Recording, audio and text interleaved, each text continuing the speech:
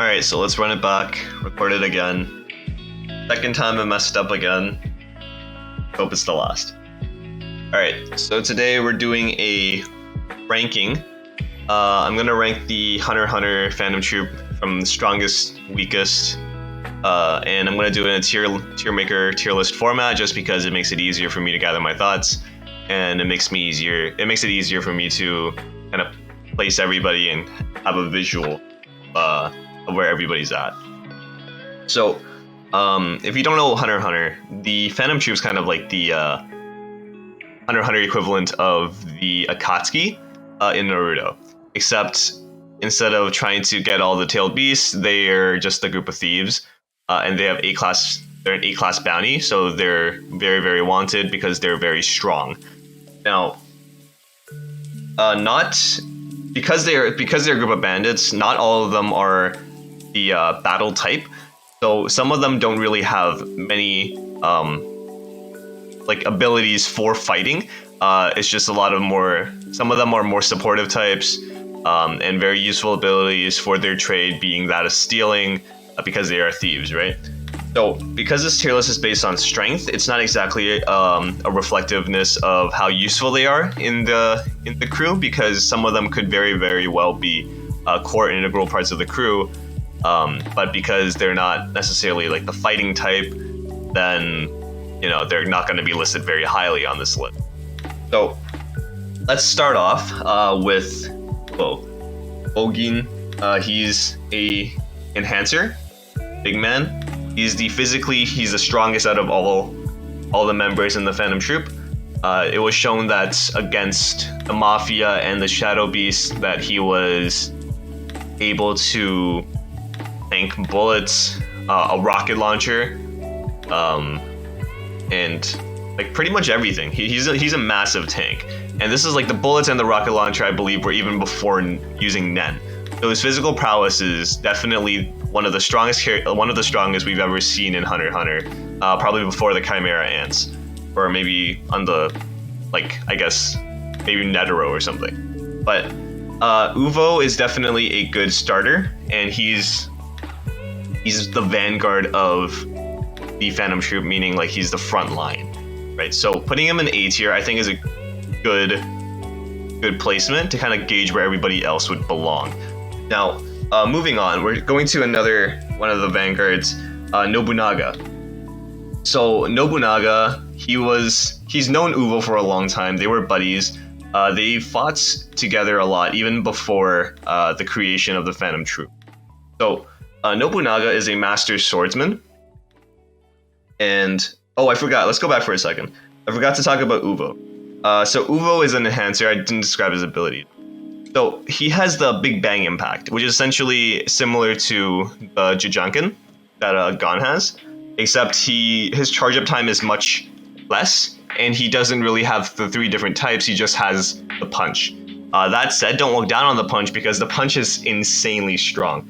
So it was shown against the Shadow Beast. He punched the ground because Worm of the Shadow Beast kind of pulled him downwards. But just in him punching the ground with the Big Bang Impact, he kind of created a massive crater and just disintegrated every single thing around it, including the Shadow Beast itself, or so we thought. But definitely a very, very strong ability.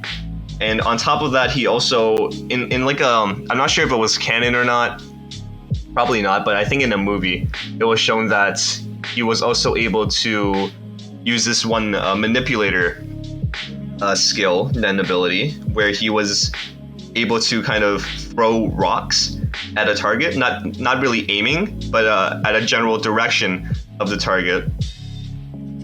So he might also be able to do that. But that said, even just with what we've seen with the Big Bang Impact and his physical prowess, I mean, his physical strength is like that of rivaling a Greek god, right? So he's definitely very, very strong. So that's why I think he belongs in A tier. Now let's move on again for the second time. Nobunaga. So Nobunaga is a master swordsman. He's fought alongside Uvo for a very, very long time, like I've said. And the thing is, we haven't really seen him use his Nen ability, except for N. but we haven't seen his Hatsu at all. So we haven't seen him what he can actually do. All the feats that we've seen of him, it just seems that he's very, very confident with what he can do with the sword. He's very, very confident that he can cut anybody down. But we don't know really anything about his Nen ability, and that could change a lot, right? But that said, he is one of the vanguards of the Phantom Troupe, and he's fighting buddies with Uvo, so you kind of have to give him some credit there, and to assume that he's already very, very strong. Now, that said, I'll put him in B because he's kind of described to be very strong, but we don't really know. We don't really know exactly where he's placed. He could very well be an A, but I'll put him at the top of B tier for now because he's kind of assumed to be strong, but we don't know how strong exactly.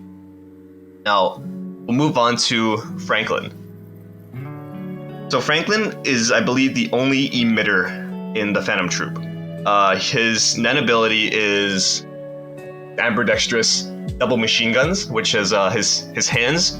He dislodges his fingertips, which turns into gun barrels, and he's able to fire Nen bullets out of them. Now, it was shown one time it was shown a couple of times in the York New City auction arc, where the first time being he was in the atrium or the gymnasium with all these mafia members, and he was able to just pull them down without any trouble. It didn't seem like he needed to reload. It didn't seem like he needed anything. Like he kind of just mowed them down without much difficulty, really. And even the other, there were like some Nen users among them, and even they got mowed down as well. That said, they weren't really shown to be very strong, but you kind of have to take that into consideration. And another thing is that we kind of have to assume that he's a very capable enhancer as well, because he was able to go toe-to-toe with Nobunaga when they were sparring. Now, this was like, they were just kind of play fighting, yes, but at the same time, like, he wouldn't do that, obviously, if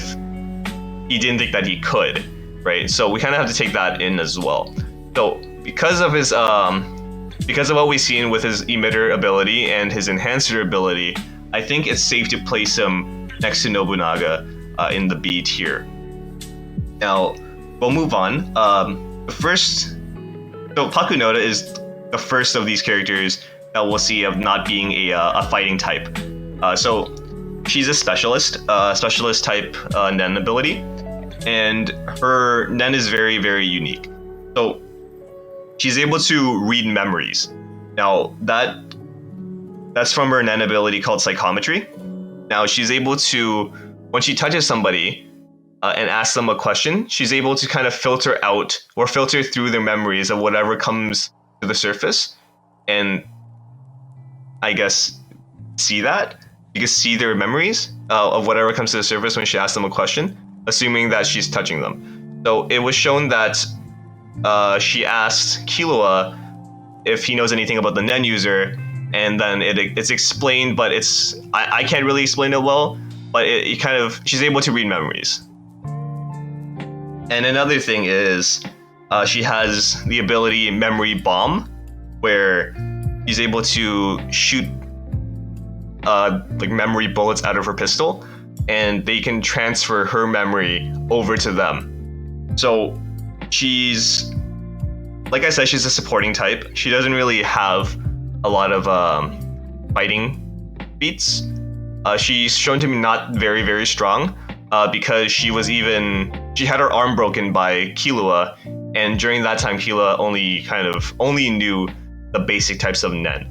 So you can kind of assume that she herself is not very strong in terms of fighting. I think Gon also like broke her jaw or something like that. So I'll put her in D because she's not really shown to have a lot of fighting ability. She is more of the supportive type. Now, Shizuku's is also supporting type, but she's actually also very good with fighting.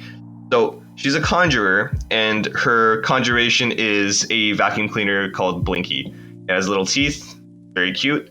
But what she's able to do is she uses the vacuum cleaner to, I guess, to destroy evidence of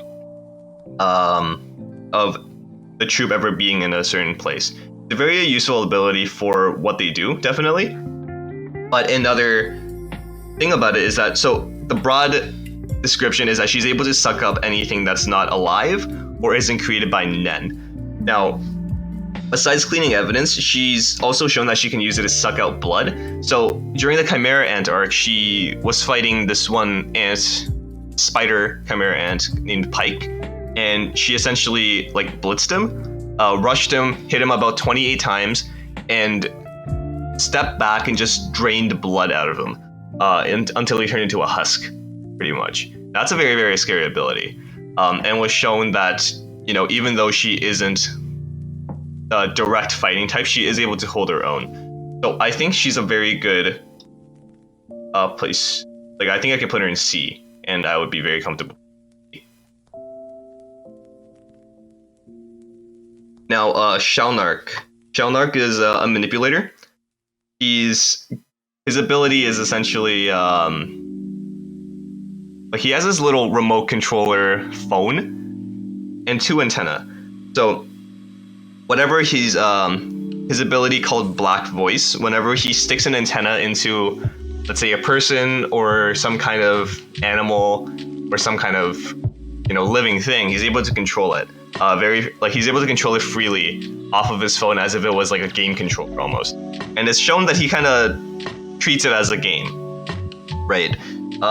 So another thing is, if he doesn't do that, he's also able to stab himself with one of the antenna and he changes like, the remote changes it to autopilot mode. So essentially he turns himself into the puppet, and when he does that, it's kind of like an automatic control, like Killua's Whirlwind, where it's just natural, it's just set response, but it increases his own Nen aura substantially. You can see that it kind of like, you can see it during the one fight that he had against the other manipulator, the Chimera Ant, and he pretty much went Super Saiyan, right? His hair all spiked up, turned completely like bright gold, and he turned bright gold as well. It was pretty much Super Saiyan, but his power spiked up definitely. I don't think he's that strong. When he goes into autopilot mode, he got a lot stronger, yes, but it was shown that his body can't really handle the recoil, because he said that he would get sore for the next couple of days. So his physical prowess and because he's not always in that mode, his battle ability isn't that high, so I think I can only place him below Shizuka. Now, Troupe is, I think, undisputed the weakest member of the troupe. So he's a conjurer, and he's really not in the troupe because he's really good at fighting or anything. It's because of his ability. Now, his Nen ability is called Gallery Fake. I think Demonic Left Hand, Heavenly Right Hand. So it's an amazing ability for what they do because of the trade. So he's able to conjure an exact replica of an item. So when he holds, let's say, a vase, like a priceless vase, for example, on his left hand, he's able to conjure the exact replica of that on his right hand. So as an exact copy. Now, these replicas can also act as Nen, and they can track. Like, he's able to track exactly where it is, the location of it, for the next 24 hours before it disappears. So all of his fakes disappear after 24 hours, but it's shown that he's able to make multiple of these. For example, he made a lot of buildings so they can hide out, so they can kind of like mask where they're hiding out. But because he's not strong at all, he's definitely the lowest. And you can even see this through like the arm wrestling competition that they hold, where Troupe was ranked, I believe, last. Now, Machi. Machi is a transmuter. Her Nen ability is her Nen threads, but they're very versatile. It's almost like it's a very versatile ability, like Hisoka's bungee gum, right? Even if they know what it is, she's still able to use it very freely in combat and everything. And it's shown that she's actually quite the enhancer as well. So her physical prowess is very, very strong. She was able to stop Killua trying to rip her heart out or stab her without any use of Nen. With just her body alone, like her physical ability, she was able to stop Killua's stab. So that's something definitely to take in consideration of, because Pakunoda got her jaw broken by Gon and her arm snapped like Killua very, very easily, whereas Machi, who was about to, Killua was trying to kill her and she just stopped it like it was nothing, right? It was also shown that she's faster than Gon, and she's able to restrain somebody like Owl, who was supposed to be one of the stronger Nen users for the Mafia, right? So her Nen threads definitely are very, very strong as well. It was kind of speculated, I think, on the wiki or something, that she can lift like a couple of tons with the thread, assuming the thread's like shorter. And she's also able to do this thing with the threads called Nen stitches, where she's able to, when Hisoka was fighting in the Heaven Battle Arena with Castro, and he got both of his arms cut off, she was able to heal them or like reattach them with 99.9% accuracy, right? And just essentially being able to reattach a severed arm or something like that, blood vessels, nerves, everything, that's a very, very impressive feat. So not only is she really very, very, very strong at fighting, she's also got the supportive aspect as well. And she's able to restrain people with the thread, very accurately throw the needles with the thread on to track people, like she did with Uvo when Uvo got taken by Killua. She has a lot in her kit. And it definitely makes her very strong. So I think she's actually an A tier. I think she would, it's kind of shown that she's kind of a badass. She's recognized by Crollo as one of the stronger members. She's very keen, like her instincts are very accurate, almost always right, as said by Crollo himself. So definitely A tier material. Now, Finks. There's really not a lot to say about Finks. He's definitely in A tier. I'll put him in front of Uvo. So he's an enhancer. He's second physically strongest after Uvo, but his ability is a little bit more versatile, I think. So his Nen ability is called Ripper Cyclotron. So essentially, like Donkey Kong, he kind of rotates his arm and winds it up.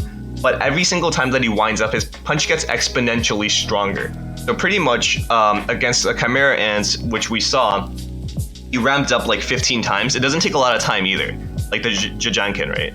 Like Gon, he needs to charge up for a long time, but by that time, Finks probably already wound it up maybe three or four times, which is probably about the same strength. So he wound up his arm, I think 15 or something times against the Chimera Ant, and when he punched, it was almost like the Chimera Ant completely disintegrated. Almost like when Saitama in One Punch Man punches something and everything just kind of gets wiped away. So he's definitely very, very strong. And he even himself said that he probably overdid it, and he probably could have gotten the same result with about half of those punches or half of the windup or something along the lines. So he's definitely a very strong contender. We've seen him get fight alongside Phaeton a lot, where they kind of have competition to see who can kill the most people during the York New City arc. So him and Phaeton should be very comparable in strength. And I know for a fact that Phaeton's one of the strongest characters. So I'll get to that later though. But top of A tier is, I think, where Finks would belong in. Okay, so